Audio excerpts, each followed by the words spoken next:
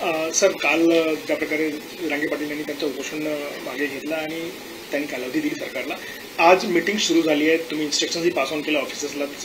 काय झालं आज मीटिंगमध्ये आम्हाला सविस्तर सांगा. काल मनोज जरांगे पाटील यांचं उपोषण त्यांनी मागे घेतल्याबद्दल मी त्यांचे कालच आभार मानलेले आहेत. मराठा समाजाचे आभार मानलेत की सरकारने केलेलं आवाहन आणि विनंतीला मान दिला आणि त्यांच्या ज्या काही मागण्या आणि मुद्दे होते त्या मुद्द्यांच्या संदर्भामध्ये आता तातडीची बैठक मी घेतली.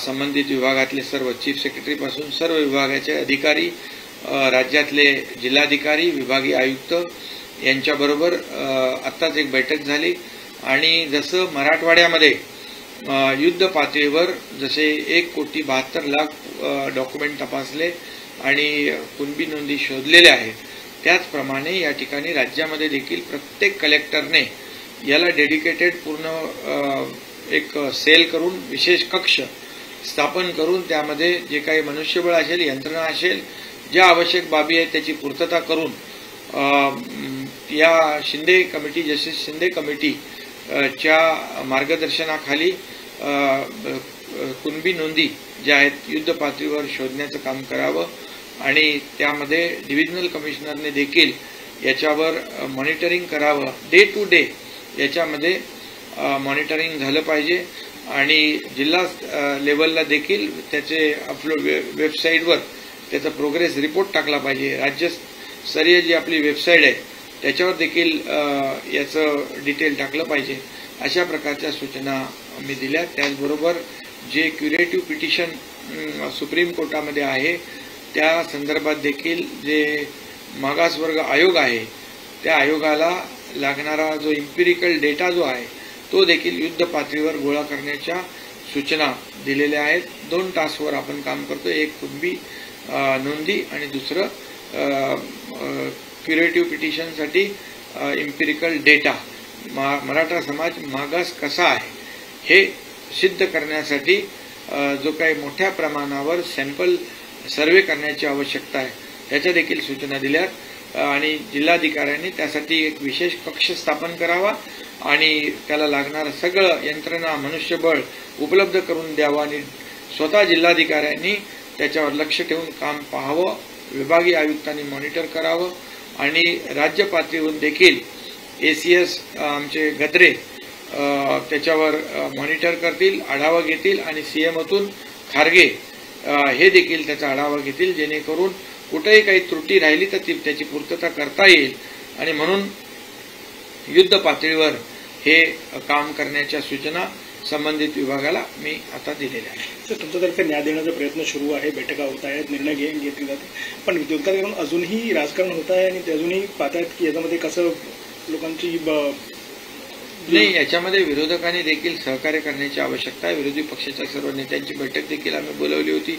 त्यामध्ये त्यांनी देखील अगदी शरद पवारांपासून सगळे होते, काँग्रेसचे नेते होते आणि इतरही सर्व पक्षांचे नेते होते. सर्वपक्षीय बैठक बोलवली. त्याच्यामध्ये देखील मराठा समाजाला आरक्षण मिळालं पाहिजे, कायदेशीर आणि टिकणारं हे आरक्षण देण्यावर सगळ्यांचं एकमत झालं आणि राज्यात कायदा सुव्यवस्था, शांतता अबाधित राहिली पाहिजे यावर देखील सगळ्यांचं एकमत झालं. त्यामुळे नक्कीच यामध्ये मराठा समाजाला आरक्षण देण्यासाठी टिकणारं आणि कायद्याच्या चौकटीत बसणारं यासाठी सर्व माझी विनंती, आवाहन आहे की विरोधी पक्षाने देखील याला सहकार्य करण्याची आवश्यकता आहे आणि त्यांनी ते करावं आणि मनोज जरांगे पाटील आणि सकल मराठा समाजाला देखील माझे आवाहन आणि विनंती आहे की राज्य सरकार जे काम करत आहे सिन्सिअरली, अतिशय गांभीर्यपूर्वक युद्ध पातळीवर ॲक्शन मोडमध्ये राज्य सरकार कामाला सुरुवात केलेली आहे आणि याचा डे टू डे आठवड्याभराचा प्रोग्रेसिव्ह रिपोर्ट देखील जनतेसमोर देखील मांडला जाईल जेणेकरून लोकांना देखील अवगत होईल की सरकार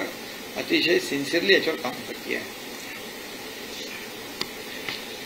सर, कल जिस तरीके से जरांगे पाटिल ने अपना अनशन खत्म किया था और सरकार ने आश्वासन दिया था कि कार्रवाई होगी, आज बैठक भी हुई है, अधिकारियों को निर्देश भी दिए गए, क्या हुआ बैठक में सर हमें बताएं. कल ही मनोज जरांगे पाटिल और उनकी टीम जो थी उन्होंने सरकार के आश्वासन पर विश्वास रखा.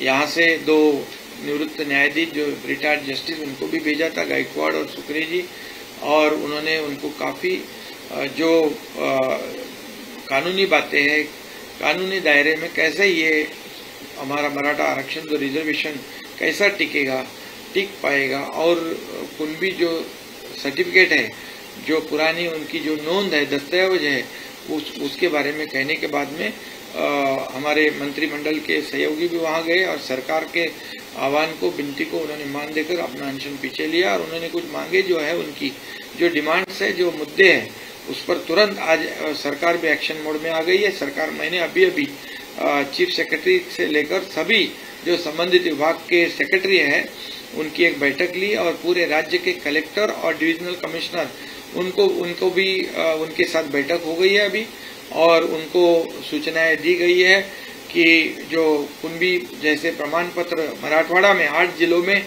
देने का काम जस्टिस शिंदे कमेटी ने किया है, उसी तरह वैसे ही काम पूरे राज्य में हो, और इसलिए कलेक्टर को आदेशित किया है कि इसके लिए एक विशेष कक्ष बनाया जाए और उसका डे टू डे मॉनिटर हो, उसको यंत्रणा जो है, मैन पावर है, सब चीजें जो आवश्यक है, वो सब देने का काम जिलाधिकारी के माध्यम से हो जाएगा और डिविजनल कमिश्नर ने उसको भी मॉनिटर करने का काम करना चाहिए। इतना ही नहीं तो स्टेट लेवल पर एसीएस लेवल के अधिकारी, हमारे गदरे जी है, वो मॉनिटर करेंगे, सीएमओ से खुद खारगे जी है, वो मॉनिटर करेंगे और इसमें कोई भी दिक्कत त्रुटि ना रहे और बहुत ही वार फुटिंग पे ये जो काम है, ये जो टास्क दिया है वो पूरा हो जाए। और इसलिए 2 लेवल पे काम कर रहे हैं। एक तो जैसे मराठवाड़ा में कुणबी सर्टिफिकेट जितने कागजात डॉक्यूमेंट एग्जामिन किए, उसी तरह पूरे रेस्ट ऑफ महाराष्ट्र में उसी तरह कामकाज कलेक्टर के लेवल पे, डिविजनल कमिश्नर के लेवल पे किया जाए, ताकि मराठा समाज को कुणबी जो पुरानी जो हमारे जीआर है उसके मुताबिक उनको फायदा मिले। इसलिए जीआर के मुताबिक जो कुणबी प्रमाण पत्र जो है, जो पुराने जो नोंद है, दस्तावेज है, उसको ढूंढकर ये सर्टिफिकेट देने का काम, डॉक्यूमेंट चेक करने का काम वार फुटिंग पे करे, ऐसे निर्देश दिए हैं और काम शुरू है।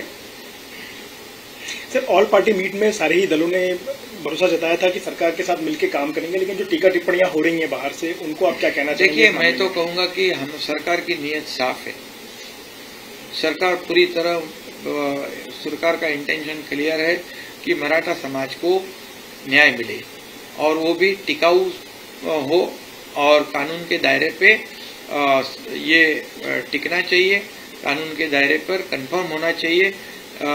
इसलिए जैसे पिछले समय जो देवेंद्र जी मुख्यमंत्री थे तब रिजर्वेशन दिया, हाई कोर्ट में कंफर्म हुआ, लेकिन दुर्भाग्यवश सुप्रीम कोर्ट में रिजेक्ट हुआ और ऑब्जर्वेशन में जो खामियां, जो त्रुटियां निकाली है उस पर काम कर रहे और बैकवर्ड कमीशन काम कर रहे हैं। उसको भी ये कलेक्टर लेवल पे, जिले लेवल पे जो भी आवश्यक मदद चाहिए वो देने का काम, एम्पिरिकल डेटा कलेक्ट करने के लिए भी वॉर फुटिंग पर काम करेंगे। और इसलिए सभी अपोजिशन पार्टियों को भी मैं आह्वान करता हूं, जैसे उनको मीटिंग में भी बुलाया था तभी उन्होंने सहयोग किया था कि मराठा समाज को आरक्षण मिलना चाहिए और राज्य में कानून व्यवस्था ही बना ये रखने की आवश्यकता है।